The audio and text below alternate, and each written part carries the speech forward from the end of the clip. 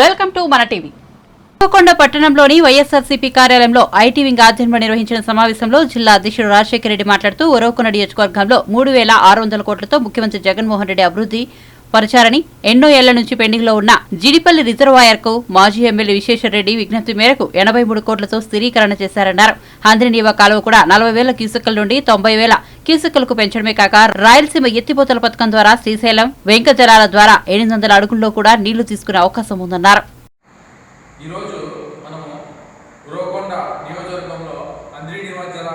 జలకళ సంతరించుకున్నదంటే దానికి ప్రధాన కారణం మన విశ్వేశ్వరరెడ్డి అన్న పేరు ప్రముఖంగా చెప్పవచ్చు. ఎందుకంటే నీళ్ళ యొక్క ప్రాముఖ్యత తెలిసిన మన విశ్వేశ్వరరెడ్డి అన్న మొదటి స్థానంలో ఉంటారు. ఎందుకంటే రాయలసీమ వ్యాప్తంగా జరుగుతున్నటువంటి నీటి సమస్యని దాదాపు 10 సంవత్సరాల క్రితమే అసెంబ్లీలో ఉమ్మడి రాష్ట్రం ఉన్నప్పుడు కావచ్చు, లేదంటే సపరేట్ విడిపోయినప్పుడు కావచ్చు, అసెంబ్లీలో ప్రముఖంగా అన్న పోరాటం చేశాడు. ఆ పోరాటాల ఫలితంగా ఈరోజు మన రాయలసీమ వ్యాప్తంగా ఎన్నో చెరువులకు హంద్రినీవా ద్వారా లేదంటే వేరే ద్వారా నీళ్ళు వచ్చాయి.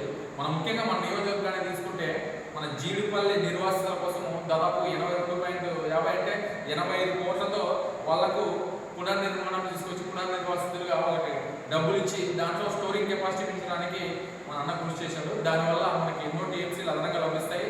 వాటి ద్వారా మన స్థానిక రైతులు నీళ్ళ ద్వారా మన పంటలు పండించుకోవడానికి ఉపయోగపడుతుంది.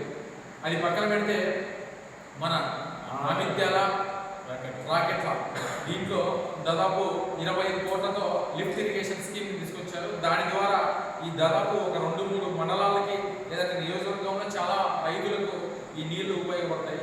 కాబట్టి దాంతోపాటు మన తిప్పేరు చెరువుకి దాదాపు 1.25 కోట్లు అంటే 1.5 కోటితో వాళ్ళకు డబ్బులు ఇచ్చి దాంట్లో నీళ్ళని పెంచడానికి, ఆ చెరువు యొక్క విస్తీర్ణం పెంచడానికి అన్న కృషి చేశారు. వీటన్నిటితో పాటు మనకి నీళ్ళ ఆవశ్యకత తెలిసినాడు కాబట్టి ఇవన్నీ పనులు చేయగలిగాడు.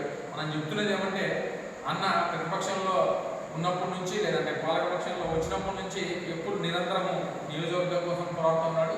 వాటితో పాటు మన జగన్మోహన్ రెడ్డి గారు కూడా మన హంద్రినీవా నీళ్ళు కావచ్చు, లేదంటే రాయలసీమకు లిఫ్ట్ ఇరిగేషన్ స్కీమ్ పథకాన్ని తీసుకొచ్చి దాదాపు శ్రీశైలం జలాలు 800 అడుగులకు చేరుకున్నా కూడా నీళ్లు వచ్చే విధంగా మన లిఫ్ట్ తీసుకొచ్చారు, రాయలసీమ లిఫ్ట్.